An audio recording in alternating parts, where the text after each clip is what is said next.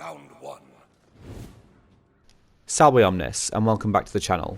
I have another guide video for you, and this time we're covering the Wu Lin assassin hero brought to us during the Marching Fire update, the deadly Nuxia. Nuxia fights with 2 hook swords, and brought to the game an interesting new mechanic unique only to her: traps. Victory. Round two.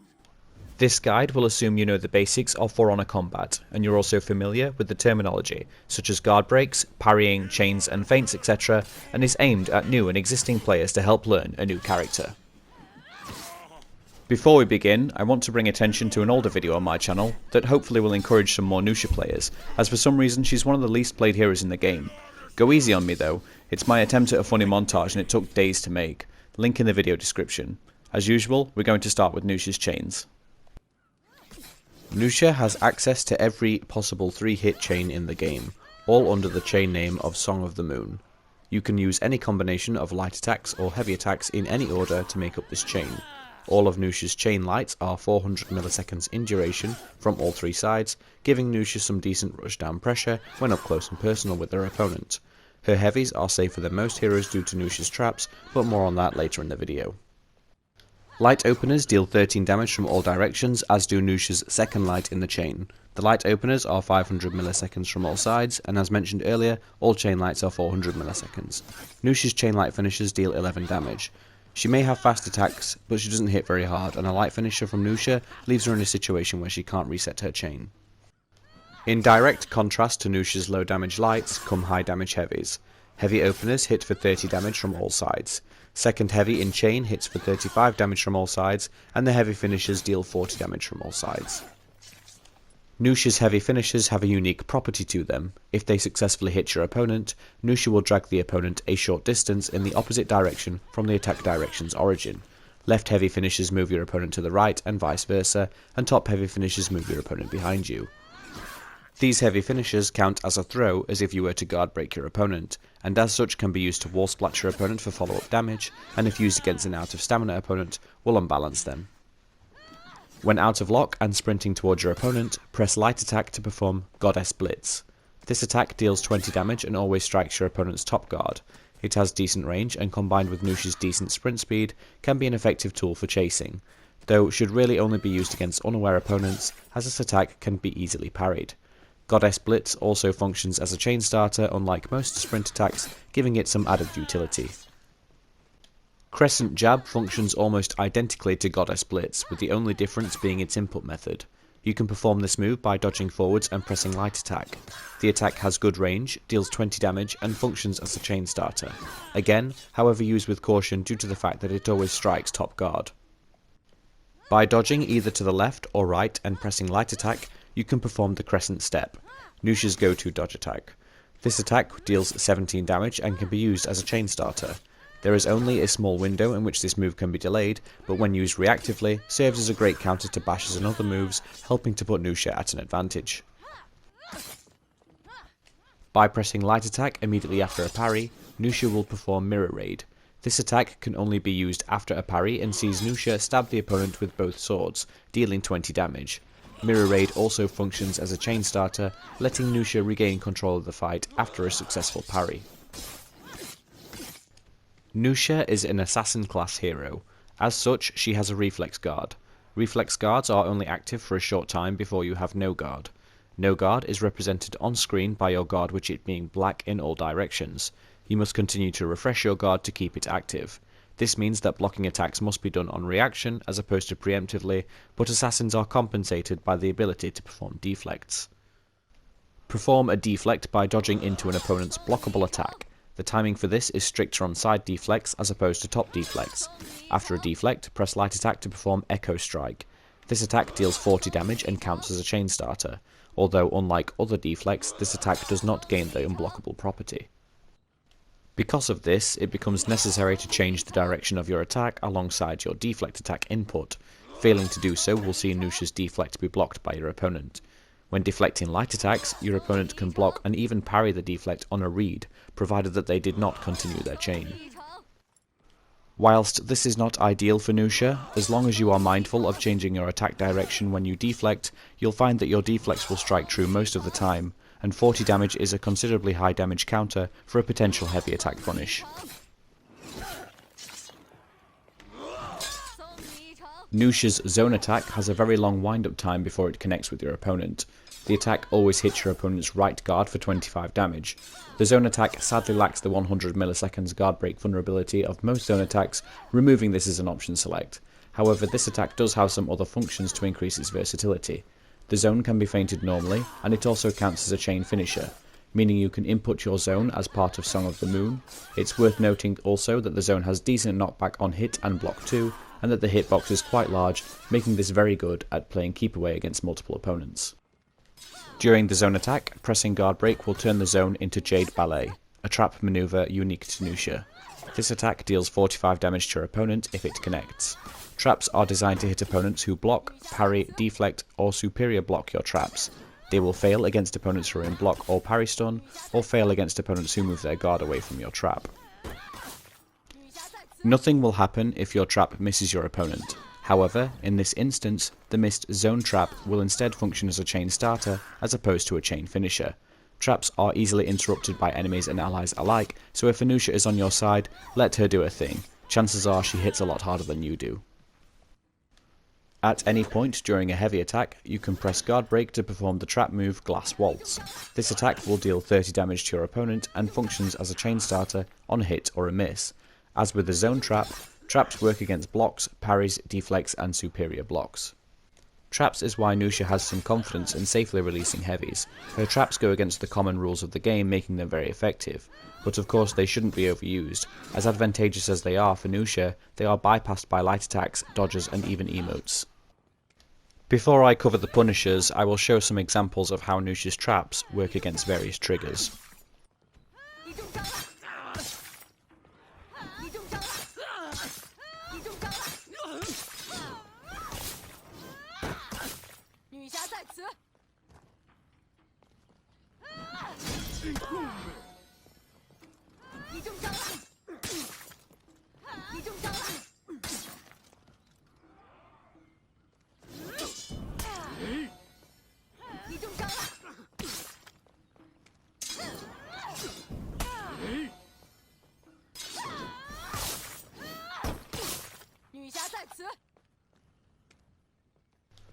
Now for Nuxia's punishers. On a guard break, you get a heavy attack from any direction for 30 damage. Wall splats also give you a heavy for 30 damage, provided you aren't point blank next to the wall when you throw. If you guard break your opponent, then just do a heavy without the throw, though this is worth knowing due to Nuxia's heavy finishes. When parrying a heavy attack, you should use your light riposte attack, Mirror Raid, for 20 damage.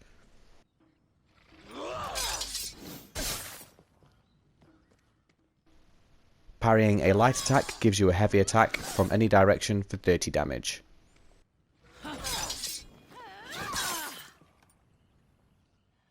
If you manage to guard break your opponent when you are out of stamina, you can get a light attack from any direction for 13 damage. Wall splats still give you a heavy for 30 damage when you are out of stamina, but the distance to the wall is very finicky and more or less has to be perfect. Throwing backwards is optimal for the best distance, and throwing forwards results in you being too far away to land any attack.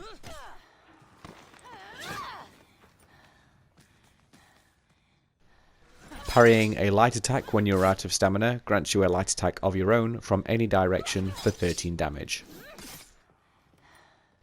When throwing an out of stamina opponent, the throw direction doesn't matter. The punish is light attack without changing your guard position, and then heavy attack into light attack. The final hit of this attack string hits your opponent's wake up armor, so is unsafe if your opponent recovers their stamina during wake up. Total damage is 59. If you change your guard position during the first light attack of this punish, your opponent will recover in time to block or parry your final hit. When parrying an out of stamina opponent, the punish is Mirror Raid into heavy into light. Total damage is 66. Once again, the final hit of this punish will hit your opponent during wake up armor, so it is unsafe if your opponent recovers their stamina during wake up.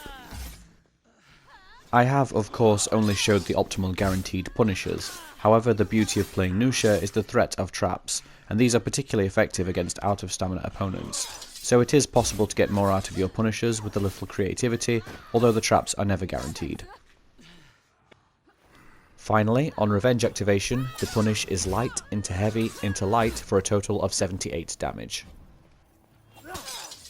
Deadly Duet increases the damage of all your attacks by 15% against targets who are alone. This is certainly not bad for those 1v1 encounters, as a damage boost is nice, but outside of elimination, you're more likely to run into multiple opponents, particularly in the more popular game modes like Dominion and Breach. Bounty Hunter restores 25 HP and all of your stamina on a successful hero kill. HP recovery is super important in this game, and anything to keep you alive longer is very good. Useful in teamfights and helps Nuxia out with her stamina intensive traps, the best pick of her tier 1 choices. Rush gives you a 30% sprint speed increase for 10 seconds. It stacks with other speed boosts and has a cooldown of 45 seconds. The best use of this feat is capturing the shield banner in Breach or the offerings in Tribute. Aside from getting around the map quicker, there are better choices available. Caltrops drop caltrops in a 6 meter AoE radius that deal 2 damage a second to moving enemies and allies within the area of effect. They last for 25 seconds and have a 45-second cooldown. The utility of these things are numerous, from 1v1 fights to bait dodges for a guard break, forcing opponents out of the healing zone, or any zone for that matter, to simply cutting off choke points. The caltrops are always helpful. Where they truly shine is killing minions and pikemen. The soldiers in Dominion die immediately after stepping on these, but care must be taken when placing them, as they kill your minions as well. In Breach, the pikemen can get ripped to pieces by the caltrops, allowing Nuxia to rack up renown insanely fast. Revenge attacks fills the revenge meter by 2% from light attacks and 5% from heavy attacks. This feat can certainly help you get revenge quicker, but it's not as good for Nuxia. She has fast lights, but both her traps and her heavy finishes can leave her vulnerable when outnumbered, meaning she's better suited to being defensive when facing a gank. Thick Blood removes bleed from you and makes you immune to further bleed attacks for 3 seconds, 5-second cooldown. A very situational feat that can either be useless or insanely strong depending on your opponents. Nobushi, Peacekeeper and Shaman can't utilise their passive abilities against you as much, and Shaman can't score her high damage bites. This can also save you from a nasty nail bomb, so when it works exceptionally well. Of course, there's always the risk of picking this feat and your opponents can't apply bleed. Thread of Fate binds a target for 15 seconds. The bound enemy can't run, sprint or roll. Bind is broken if your opponent moves out of range, 1 minute cooldown. Useful to stop opponents fleeing from you when they have low health, or you and your teammates are ganking them. Can be used to lock opponents in place, forcing them to take your teammates' mix-ups, and even locking them in AoE range of ally catapults and other AoE feats. In Breach, this can be used to great effect to prevent opponents capturing the shield banner, which can sometimes be the difference between a win and a loss. The same goes for the offerings in Tribute. Slip Through boosts all attacks after a dodge by 40% for 1.5 seconds, 1 second cooldown. A very strong feat for Nuxia. Her high damage deflect reaches 56 damage with this feat if it hits. Dodge attacks also get a nice boost too, and due to Nuxia's 400 millisecond follow-up lights, they also get the boost, giving Nuxia insane damage burst potential. This feat also affects Nuxia's other feats like Caltrops and Infection, allowing you to boost their potency just by dodging. Takedown allows your throws to unbalance your opponent. This will also apply to Nuxia's heavy finishers, lasts for 30 seconds and has a 1 minute cooldown. Whilst the added utility of heavy finishers working with this feat is good, it unfortunately is still lackluster. This feat needs some sort of adjusting to make it worth taking for Nuxia or for Warden. Infection deals increasing damage over time to an enemy and their allies within a 10 meter AoE radius, but only if their allies remain in range.